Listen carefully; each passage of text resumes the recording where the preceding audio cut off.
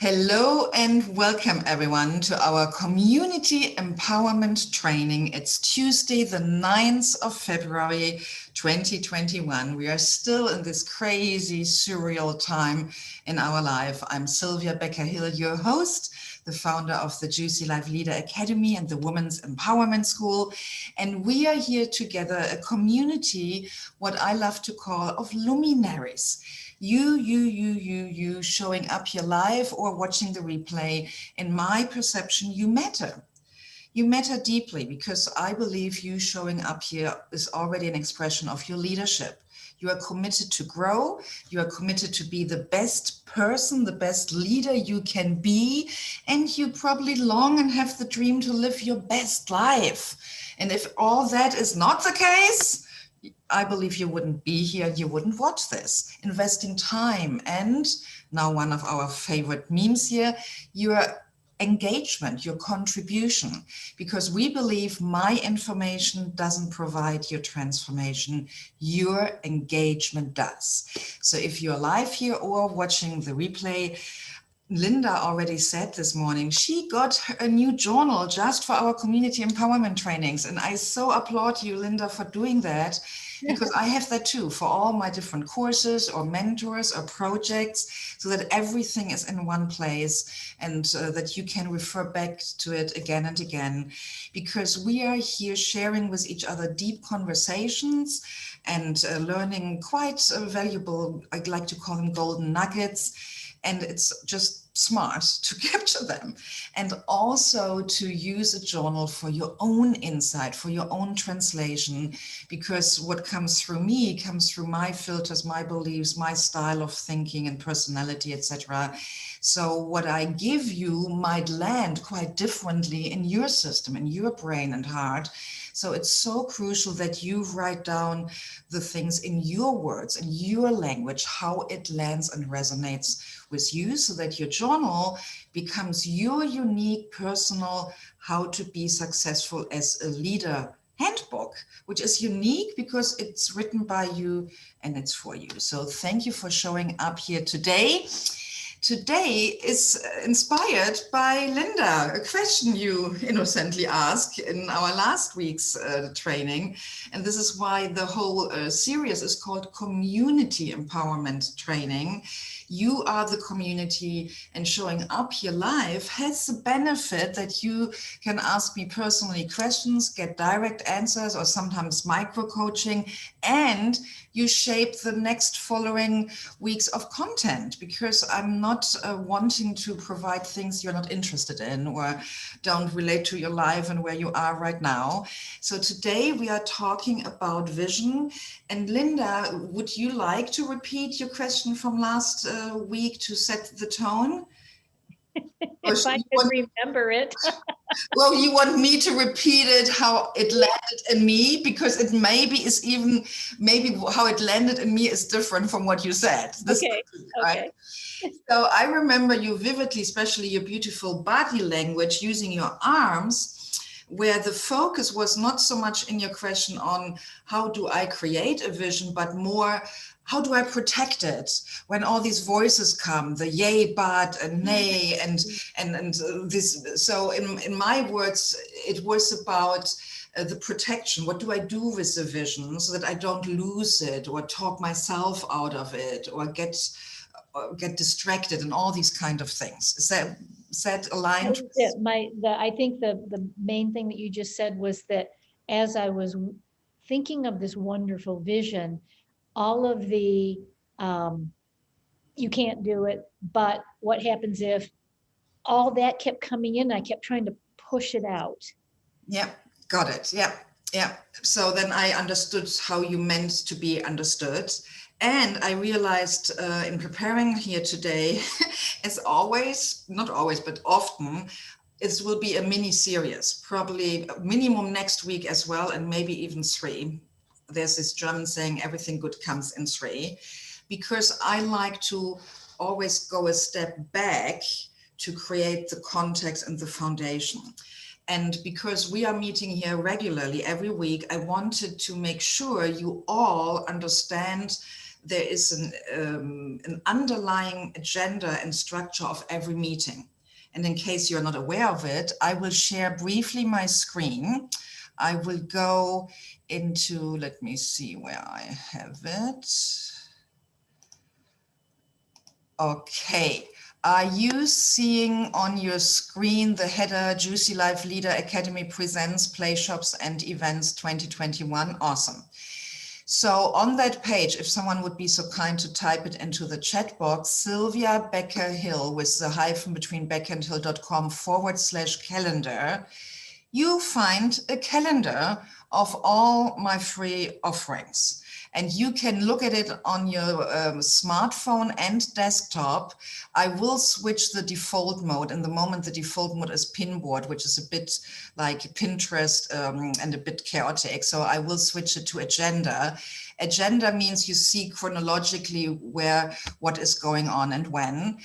And you can also switch here in the top right to monthly, which I like to use when I put them myself into my own other calendars. So you see the whole monthly view.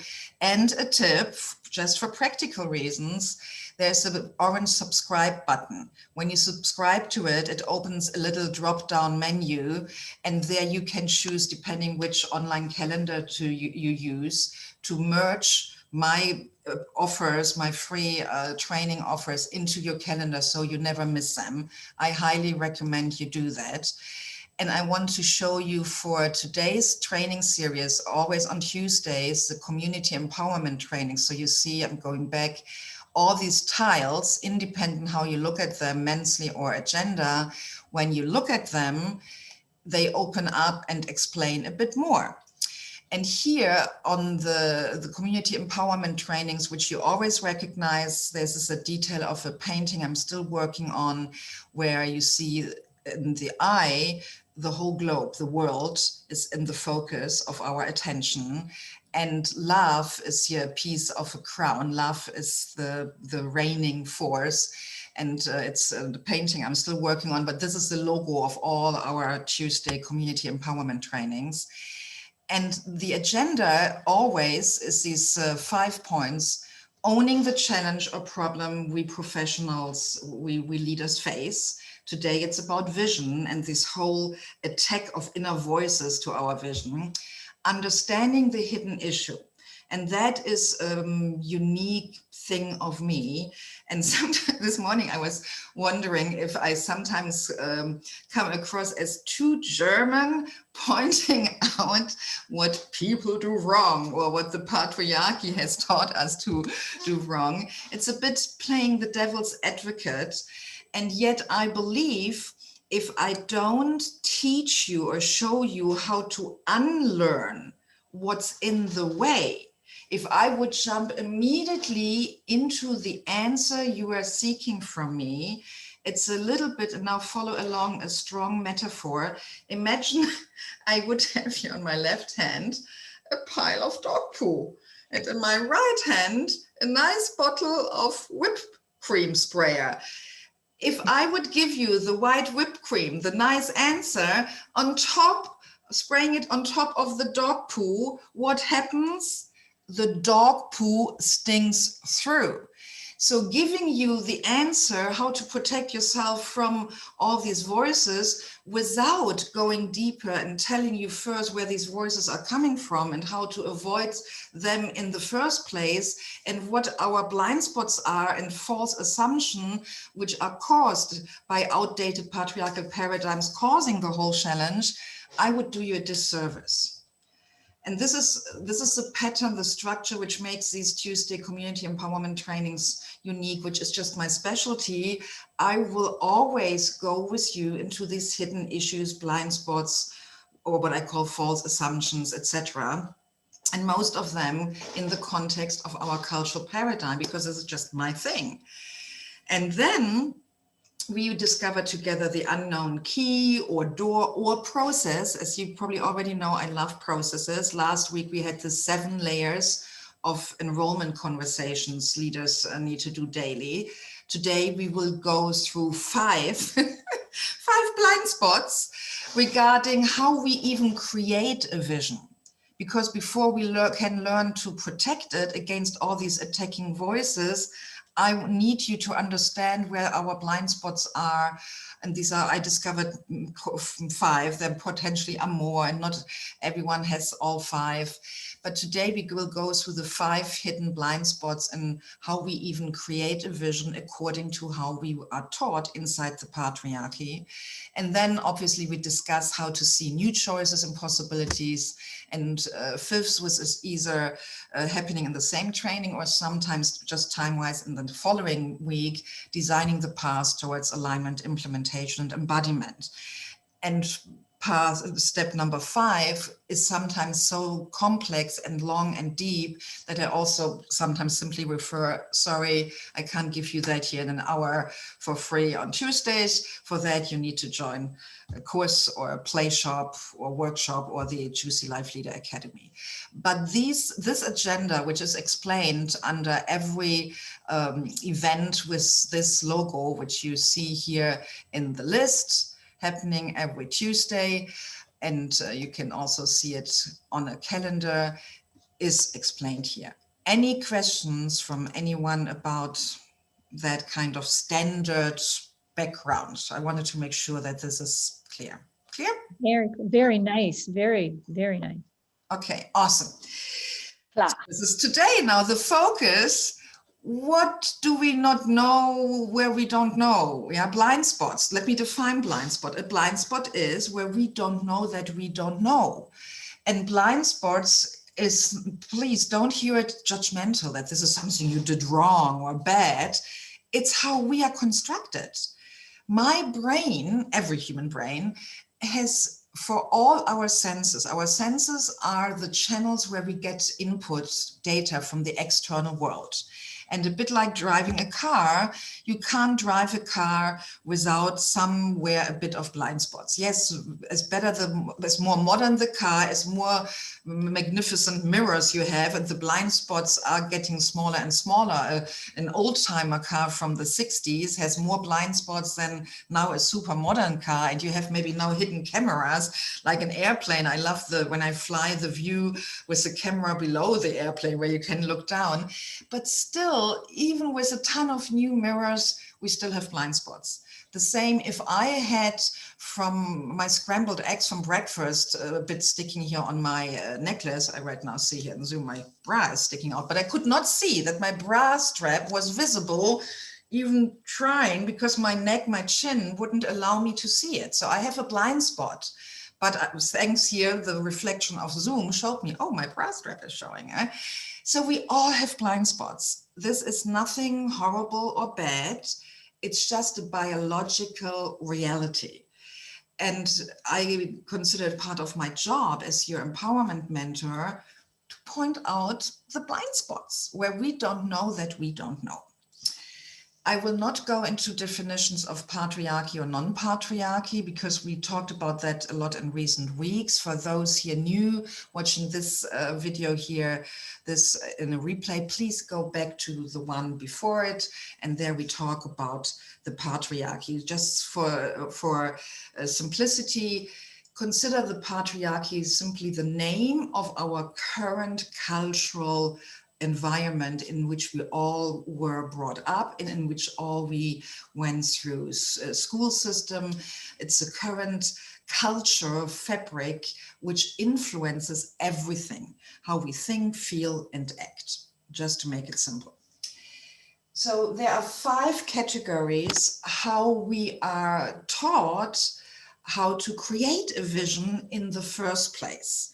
And a bit German here, coming with a finger, I was a bit ambivalent when I used this word because it's so strong. And then I realized, but I mean it really strongly. There is, in the patriarchal way of teaching us how to create a vision, in literature by experts, in corporate trainings, I've attended those trainings, in my eyes, they do 5 things wrong. Wrong order, wrong influence, wrong source, wrong access, wrong time. And I will explain what I mean by that one by one. So don't worry if I said this now fast and you couldn't follow, no worries. So the first thing is that there's always exceptions. There are always brilliant consultants, coaches, and workshops who already do it right without even knowing the blind spot. But the general mainstream paradigm is that most people, when it comes to how to create a vision, the thing they start with, interestingly first, is with their goals. So they have first goals in business or life, and then they add to the goals or make the goals bigger by adding a beautiful picture. My goal is I want to renegotiate my salary and make 20% more, because then I can afford the dream vacation with my family. And then they go into the vision and see themselves on the beach in the Bahamas or Nassau or wherever, Costa Rica. So a lot of people in the patriarchy, because we are so in this whole hustling, doing, acting, goal-obsessed culture, people think first about their goals, and then the vision is like the padding, like the beautiful visual, nice effect, what will be possible for them when they reach their goals. And again, I don't want to say that the whole thing is wrong or bad. The problem is it's very limiting. Or I ask you, why am I not happy with that order of first goals and then creating the vision as a nice padding around it? What are the consequences of that? Anne-Marie unmuted herself first, and Celia was fast with your finger. You both fight over it. Anne-Marie, I think one of the things I would say is that you haven't checked in with your values. You haven't checked in with your desires. I think desires and goals are a little bit different. So I would look at those things before deciding what my goal is. But I'm sure there's other things too. Brilliant. You're already talking about some other layers, aspect, and dimensions. So yeah, what would be what's the effect? What is the normal effect of how people normally do it? First the goals and then the vision. They lose motivation extremely fast because the goal is too far, most probably. They don't start at the bottom of what is their vision. Well, that's the top theme should be first, what's my vision and how do I go to this vision? And then maybe there are some smaller goals, but I wouldn't call them goals. I would call them like steps, like, yeah. So you both are right, and you are touching, and you will see these 5 here are not in a priority or order, even though the numbers make it feel like it. They are more dimensions which all impact and influence each other. You both were already speaking a bit to source and timing. So the key is wrong order, that instead of goals first and then vision, that we flip that and make our vision, let's see, I go with screen, that we make the vision first. And then decline the goals from the vision. So it's literally, it's an upside down. If I were to create an image for that, it's a bit like visuals say more than 1,000 words.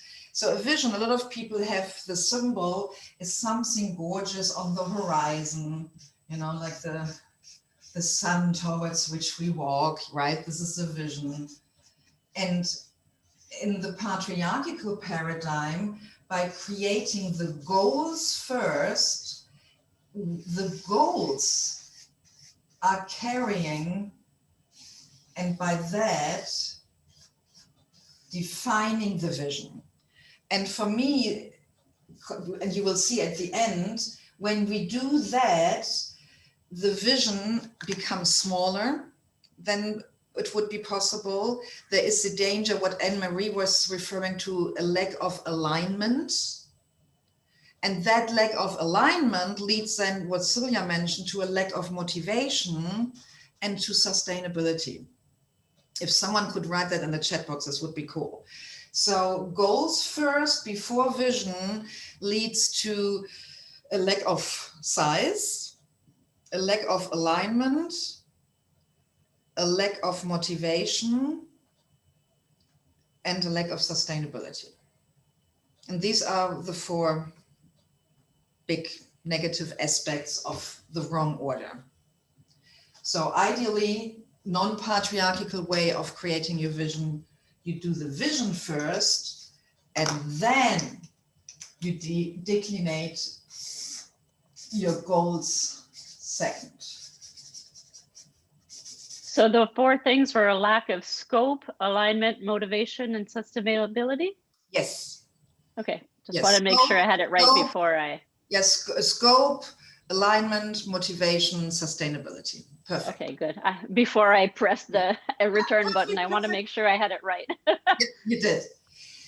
So secondly, and this is very closely connected with the wrong order, what I call the wrong influence. Sadly, most people, because patriarchy is a society based in hierarchy and status and power struggles, we subconsciously, when we grow up and don't work consciously on our own evolution, we all, to different degrees, are people pleasers. Because we want to feel safe, we want to be connected, we want to be accepted. So where do we look for affirmation, validation, and clap on the shoulder, and for inspiration? We look to others. We look to mom and dad, or what our teachers said, or our professors, or our mentors. And now we look into social media, Instagram. How am I supposed to live? Check my Instagram wall and see how others live, right? So sadly, most of us, when we are not consciously, deliberately designing and creating, we follow others in defining our goals, and from the goals defining the vision. So others are the influence, instead of us looking within ourselves. I mean, just that switch is a whole course. How to stop people pleasing, how to stop comparing, how to stop trying to make your life Instagram worthy as your biggest goal. I mean, seriously, sadly, there's a whole generation, I just learned when watching this wonderful Netflix documentary, social impact, social circle, forgot the name. Instead of looking within ourselves and letting the vision come first from within ourselves, we are influenced first by others, looking outside, developing and comparing and taking on the goals of others, and then create a vision as a nice, beautiful padding around. Wrong. Stop doing it. Stop it. And now we go deeper. We leave now a bit the others out, but even if we look within ourselves, even if we are, because some of us are rebels, some of our outliers, rebels, punks, and we are fighting our parents. We are stuck in eternal teenage and puberty hoods, and we are always against what society does and what our parents does. So can happen. We are as unfree as those who are not rebellious. It's just the other side of the coin. So even if we look within ourselves, if we are not careful, we use within ourselves the wrong source. In the patriarchy, the one reigning us in our lives it's a word with M within us, within our brain with M. What is it? It is anyone saying it? It is the mind. Because in the patriarchy, Feelings are these yucky, ooh, feminine things. Yeah, we don't go there, right? Especially in business. We are strategic. We are data driven. Goes in the direction, Anne-Marie, what you said. Well, if I start first with the goals, maybe I miss my desires, maybe my values, all these kind of things, right?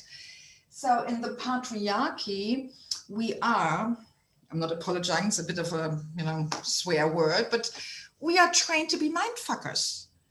Yeah, it's the mind. Yeah, we are constructing our vision. We think about our vision. We sit down and think really, really hard. What's the vision for my business for the next quarter or next year or 10 years? What's the vision for my legacy? Think harder. Think harder. What, you still have not your vision? Well, you are just not intelligent enough, or you don't think hard enough. That's a patriarchal approach. It doesn't really work for most people. If it would, everyone would be clear about their vision and constantly connected with their vision, but it doesn't work. A vision is not really originated in the mind. Whatever the mind creates with the goal, or I'm sitting down now and create my vision, if it's purely coming from the mind, it's not a vision. It's a creative mind fuck thing, but it's not a vision. So the source in us needs to be our soul. And I know these are big concepts. Again, we could make a whole training just about that. What's the mind? What's the soul? I stay here a bit deliberately superficial to make it simple.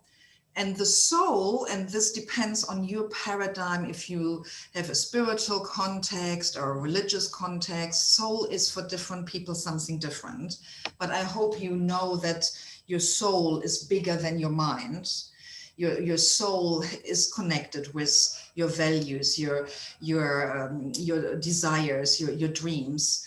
It is, depending on your spiritual or religious context, it is connected with your divine spark, with your essence. Some people believe the mind dies when the body dies, but the soul is internal and never dies. Yeah, so we are talking about this domain without going too deep into this. But for me, a true vision comes from the soul, and then the mind is the one who is the implementer. The mind becomes a servant, an implementer, the one who then organizes tasks and priority lists, etc., and works on fulfilling and manifesting and bringing to life the vision which originated as source from soul. Any comments or questions around that?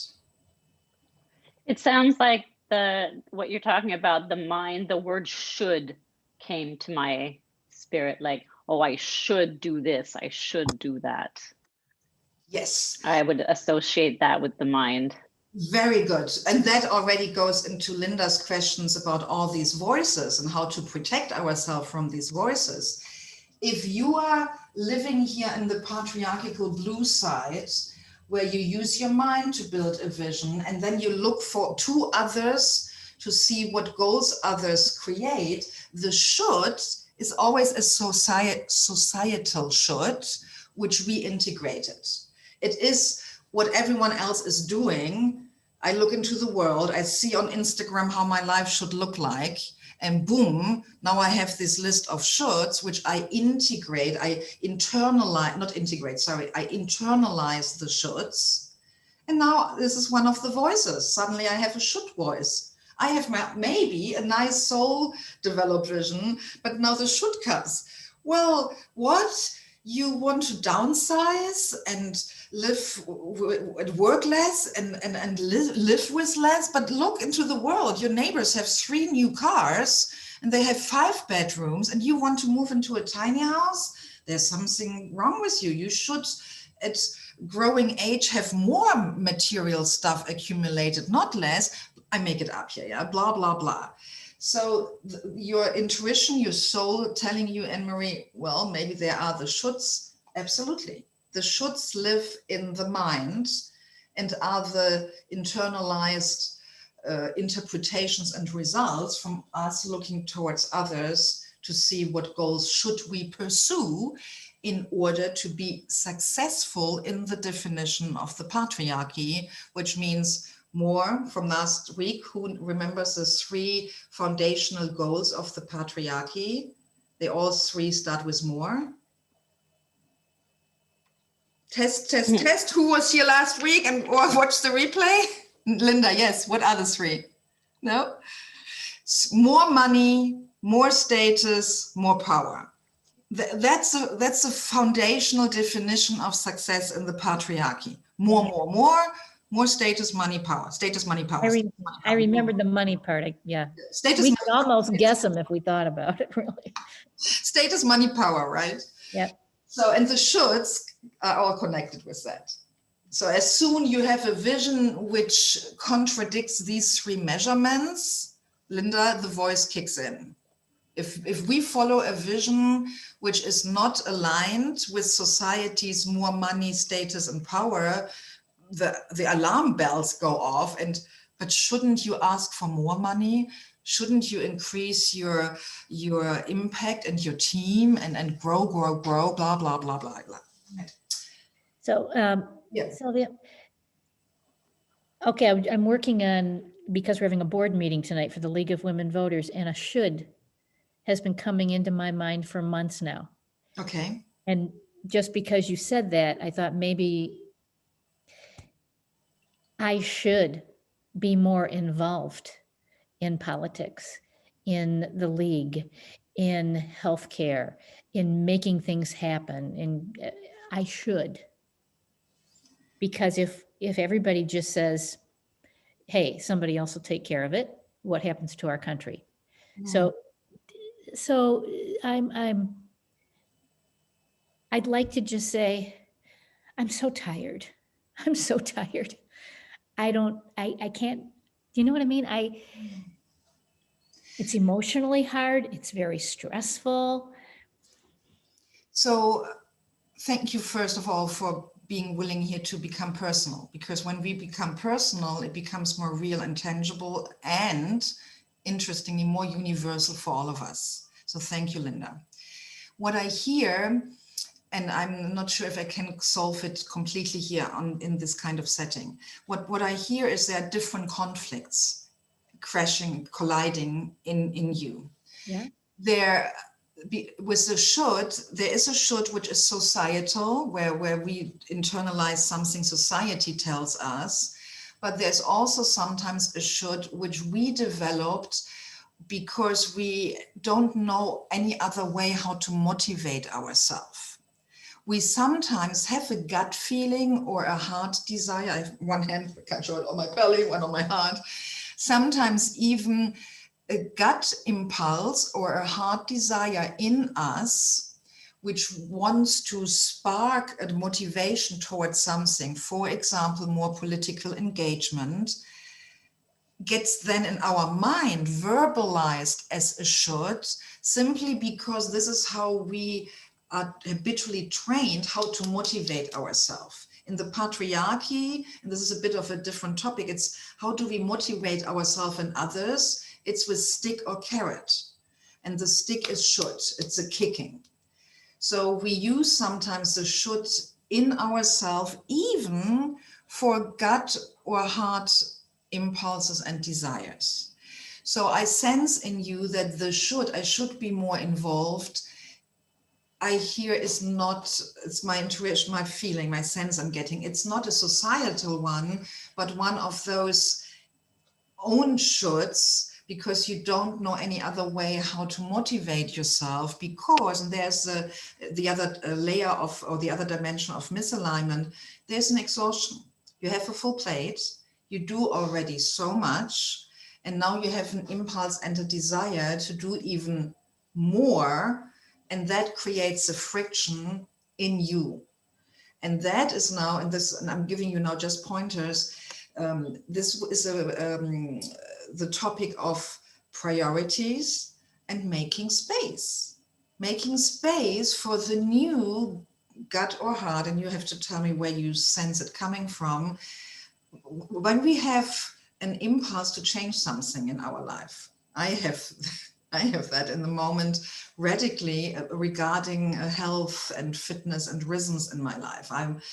Even though I had it last year as a focus, somehow I lost it over the holiday breaks. And my January, this month here before February, was health and fitness wise a very bad month for me, the way I lived. So in order for my new desire, my new focus, to focus literally more on my body, my health, my fitness, my food, I need to make space for that. If there is no time, no free attention, no space, no structure, it will not work. And I had in the last days, including this morning, these should voices. I should not, well, even my husband being my external should. I had this yummy breakfast in bed with a rice pudding. And my husband, leaving our master bedroom, looked at me and said, honey, you are eating rice pudding for breakfast? And I said, yeah, why not? Oh, it's a sugar bomb. Don't you have a different commitment? Yeah, so there was even he speaking you shouldn't eat that. This is not aligned with your goal, right? So it has consequences. When our soul, through our gut or heart, tries to get us to change or to take something on, we need, and this is the big meme in my academy and school, we need to create inner alignment. And your own should voice, Linda, is a symptom or a signal or an information that you have not taken the time to sit down and create the inner alignment. So for me, Linda, how could that work to be more involved or engaged politically? And then you make a brainstorm. Ooh, and then you check in with your gut, your heart, however your soul speaks through you. And you choose what really is aligned with your values, your desires, which really feels yummy and juicy. And then you have to make space for it. Something else has to go. And that is where then the mind kicks in, the ego and the should, because most of us are not good in letting go, including myself.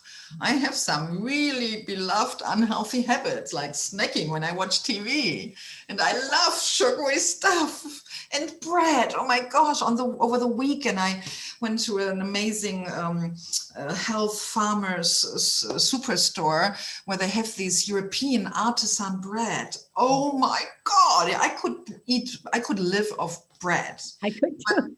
But my body, oh my gosh, I look pregnant 4th month in an hour after I eat half a loaf of nice bread, right? So it's about making space, Linda, making space, creating inner alignment, honoring the should as a messenger that there is a desire in you for which you need to create space and alignment so that it's not any longer a should, but a natural joy, a natural, juicy, yummy excitement. Okay. That's very hard. But I can. Maybe it's hard. Maybe it's hard at the start. Maybe it gets easier. Maybe you have a big poof, aha, magic rewiring switch in your brain and it's not hard at all. Maybe. Yeah. I have a question about that. If you replace should by want to, would that be kind of a test? Like you change your sentence with I want to and then see if that rings true. I don't even know if that's helpful. I'm just thinking out loud. It's brilliant, especially with the side sentence you said, and if that rings true. Yeah. That's the key. Because some people do the reframe from I should to I want, but when the I want doesn't ring true, then it's like whipped cream over dog poo. But if you check if it rings, resonates, feels true, it's brilliant, Anne-Marie. Wow. That's true, Anne-Marie, because I've been going full force for 5 years now, and I don't want to anymore. But But the bills that are being put through the legislature right now, passing are Arizona, are like, if I told you what they were, you'd go, that would never happen. Yes, it is. So do you see what I mean? I should be out there. But I just, Duty, right? The word duty. yeah, I just don't want to. I just don't know if I can do it anymore. And it's taking time away from T. And he's very good. I know that he thinks, you know, why don't you just let somebody else do it? And I'm saying, so that makes it a lot clearer. Do I want to? No, I don't want to. I don't want to.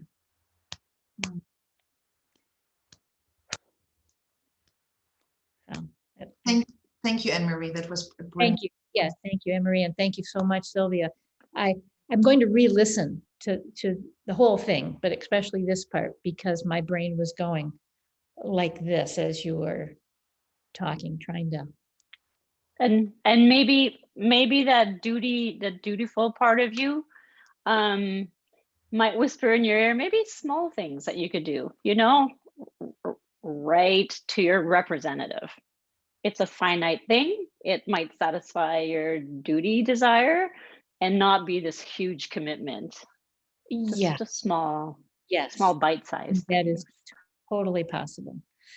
Totally possible. And it's wonderful that I'm sorry I'm taking up so much time, but with the board meeting tonight, I will now keep that in mind, because I'm always like, oh yeah, I can do that.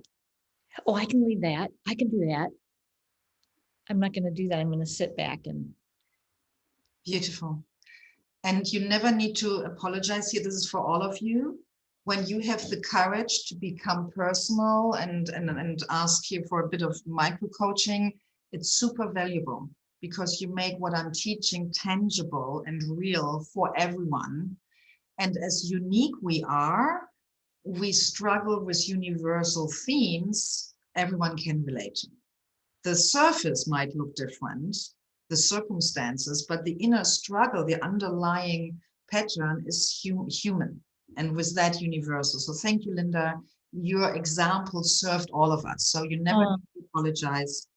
And I'm the one responsible here for time management and etc. So I'm the one who is responsible to make sure what's happening here is valuable for everyone, and sometimes maybe even cut someone shorter or divert something. So I gave you space, Linda, because I knew you will contribute to the clarification and deepening for all of us. So thank you, sweetheart. Thank you, everybody. Thank you. Thank you. Thank you.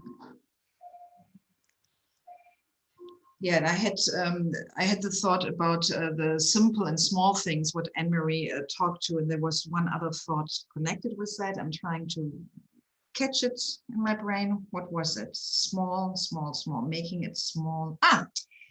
Small, and sometimes even specific, like calendarizing it. A bit like we have a hobby where we go to, I'd say, a choir once a week or twice to the Pilates studio. Why not have 1.5 hour every week on a certain day committed to write emails or letters or call someone? And then it's just 30 minutes a week, and that's my political engagement 30 minutes. Yeah, so it can, because when things have their dedicated space in space and time, they feel more manageable and doable.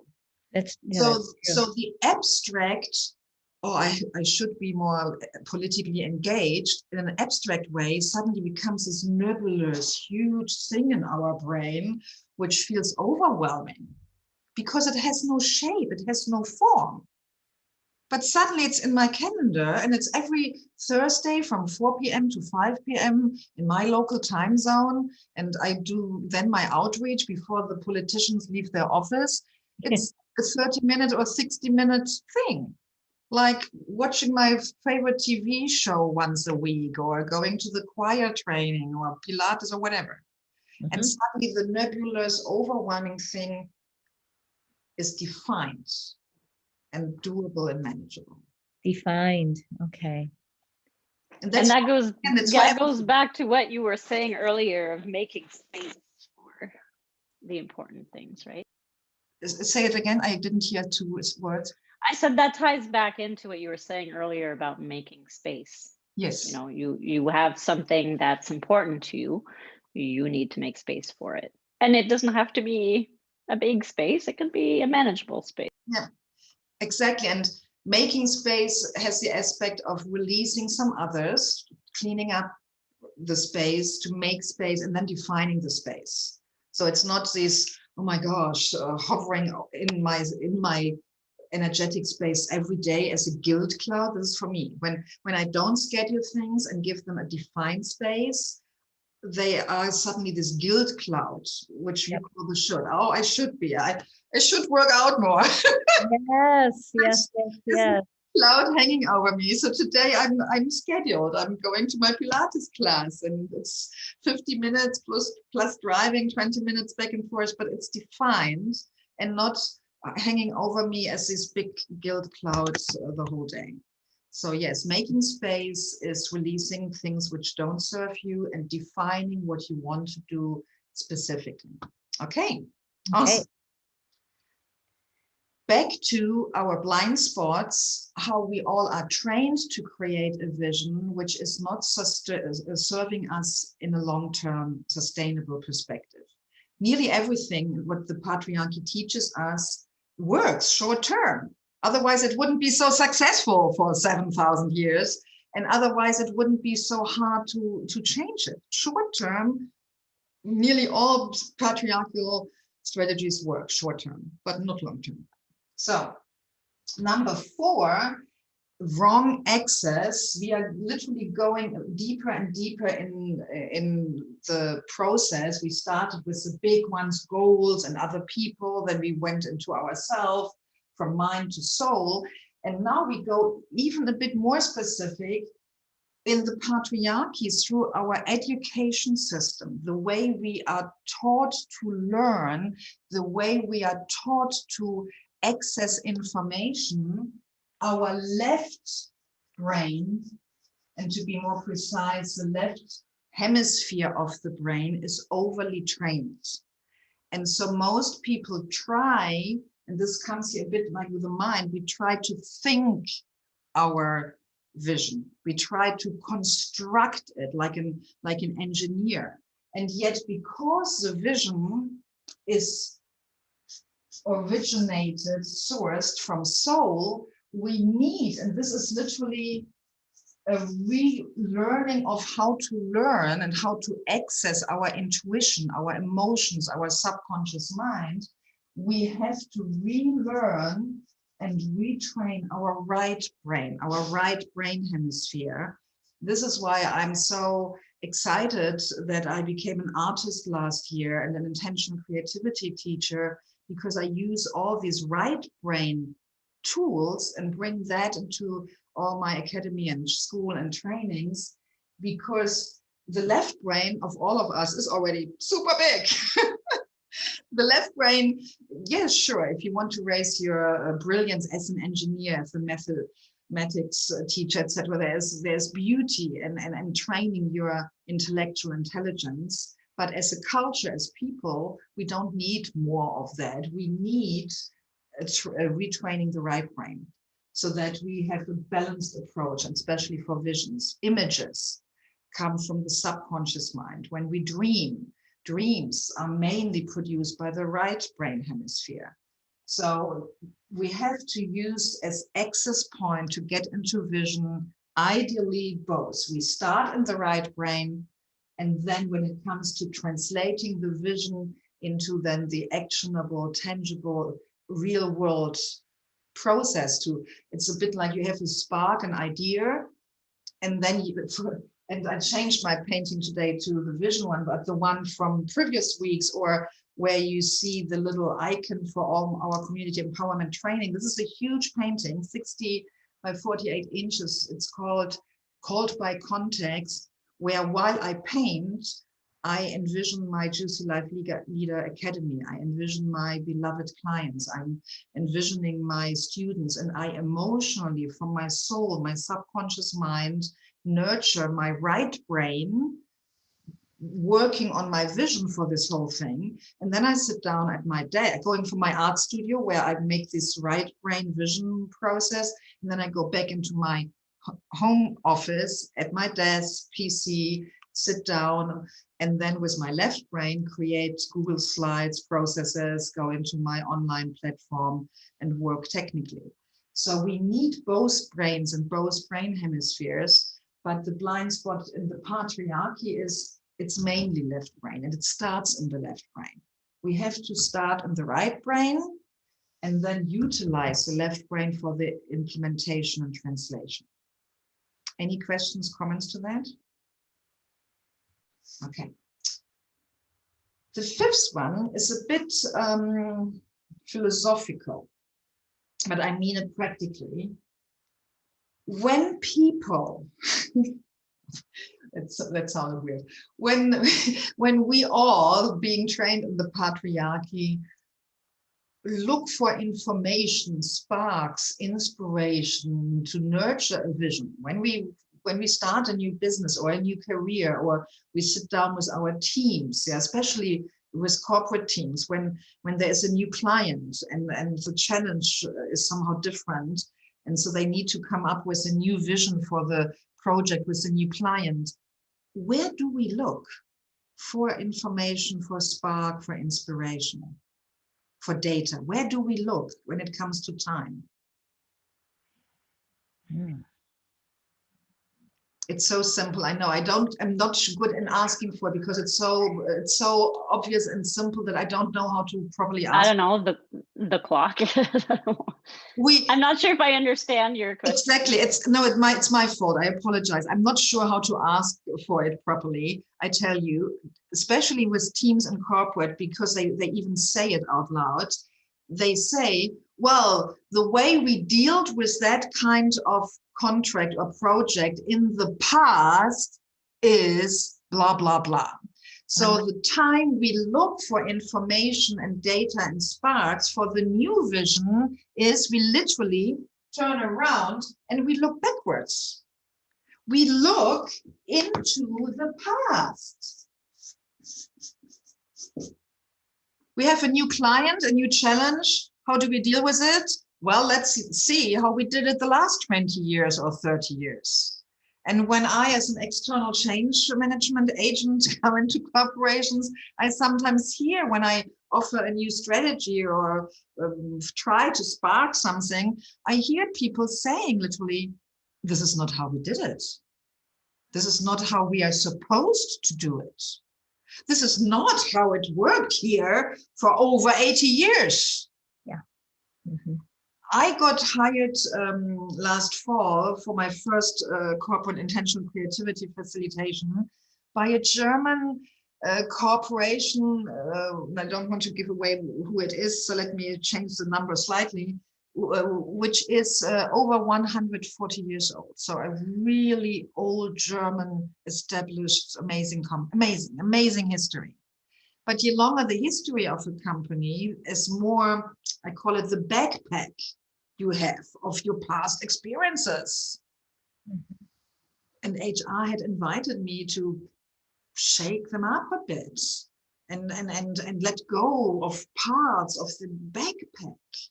I mean, over 140 years of history and how they grew and how they did things. And now technology is changing, globalizations, pandemic. We are in a VUCA world, volatile, uncertain, chaotic, and ambiguous. Something I learned with my last employer, which I thought was really valuable, and it fits into what you're saying, is the idea of working backwards. And when we had a project or something we want to do, you wrote a press release. So the press release that would be put out when the product was launched, and you would talk about your idea as a fait accompli, and you would just list the benefits, and you would anticipate questions and answer them, and it was called a press release FAQ/FAQ. Really? And I mean, there were things I didn't like there, but that was really, that's how you innovate. That's how you move forward. And it was such a great way to clarify what you wanted to accomplish and the details, and then you would fill in the details. That was so helpful. Absolutely brilliant. So the trick is to anticipate the future as if it has already happened. And that is the big switch, which I teach my client. Sorry, I can't multitask. How to create a vision, not from the past, but from the future. And that is a real, like it's a mind trick. It's a hack. It's a mind hack.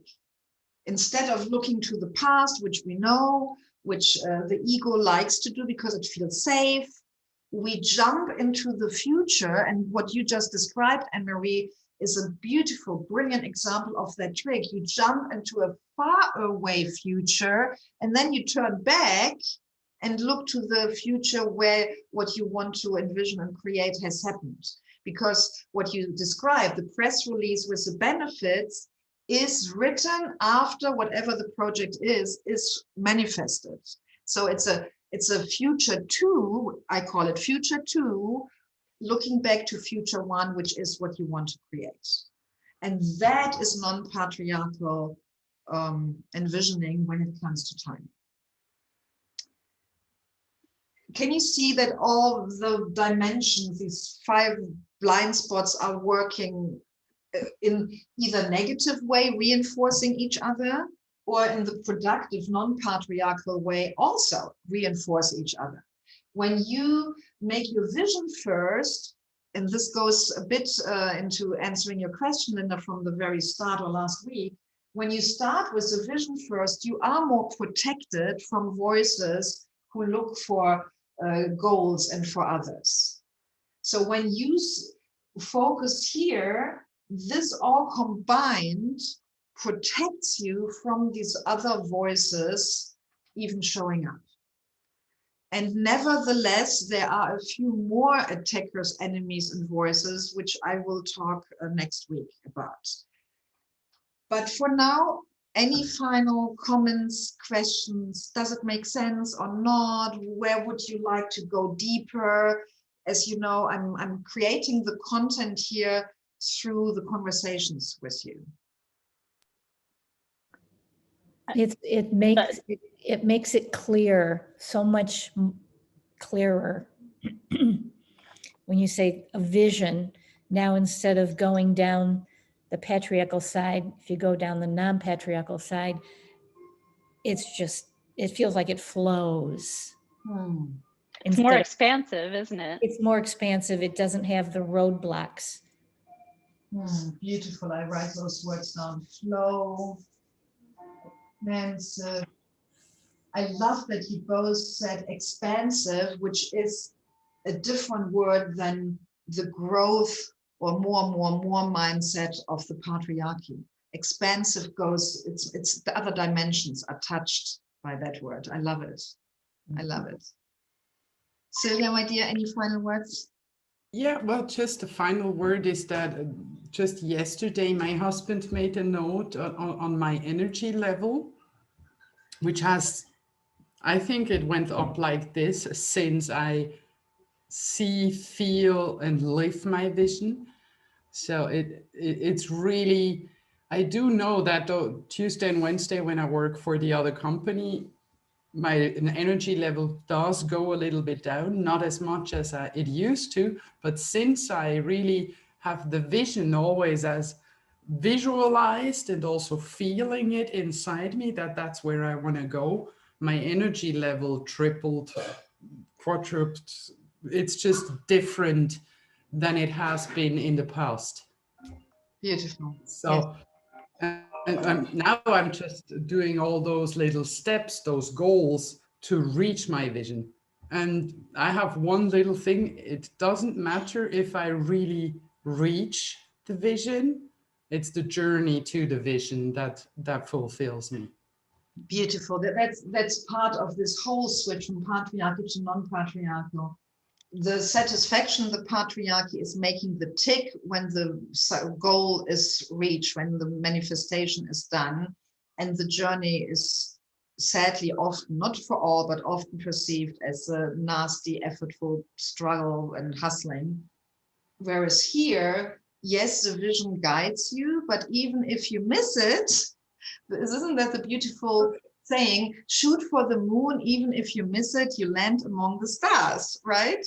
Yeah, this is so satisfying, where the journey and the production, this is what I'm experiencing now for months. It's just so damn juicy and joyful to be in the production of what your heart's longing and heart's desires are, that yeah, even if you miss it, you have fun along the way. Yeah, excellent. Any other final comments, requests? So for future topics, anything where you say, oh, I would like to go deeper there? I would say the access through the right brain. Okay. Mm-hmm.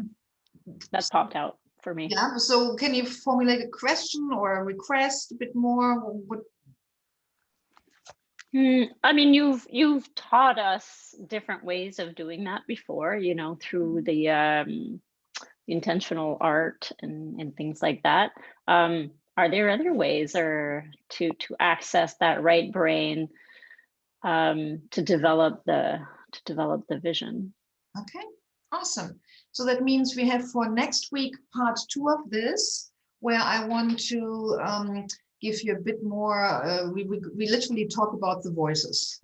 we voice the voices and play with those, and I give you, let's develop together a bit of a play box, how we can react to these voices, so that each of you can leave with 1 or 2 or 3 preferred tools, because not every tool resonates the same way with everyone.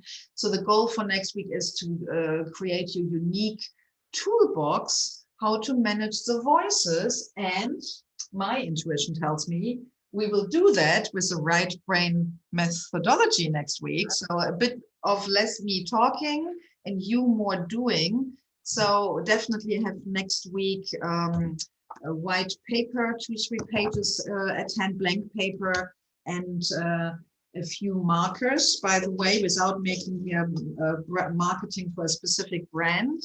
Highly recommend. On Amazon, you get them from different brands. Get nice different markers, different colors. Those have 2 different sides, thick and thin. When you are with me here for the community empowerment trainings, because we will do a lot of writing, bit of drawing. I keep it here mainly black because the contrast is easier to read, but making it colorful is one tip to activate the right brain. The right brain needs colors, literally, to feel stimulated and juiced up. The left brain, black and white is fine, yeah, or corporate blue on black on white is fine. The left brain doesn't need that. But the right brain thrives as more colors and swirls and patterns and shapes are showing up. Okay. Wonderful. Thank you. Thank you. Thank you for showing up here live and creating this wonderful conversation. Thank you, beloved viewer. The replay here, you probably find it in our new YouTube channel, the Juicy Life Leader Academy TV. And the settings allow you to leave comments. So please, if you watch the replay, leave some comments below. Introduce yourself if we haven't met. I want to know in what way this serves you, in what way this is valuable for you. If you want to make sure you are not missing the invitations to the live gathering here, which is happening on Zoom, please sign up at Juicy Life Leader, one word, juicylifeleader.com/free training. Very simple, juicylifeleader.com/free training. This is an open community for male and female leaders and the whole bandwidth of the gender spectrum. Please join us and share the link with others so that we can grow, because we are committed to create a gender partnership-based world that works for everyone. This is a big goal. We want to change the world. I'm committed, and I can't do it alone. So we have to grow as a community. So please share the link. Bring your friends, girlfriends, spouses, husbands, brothers, sons, and let's do this here together. Thank you, thank you, thank you. Bye. Bye.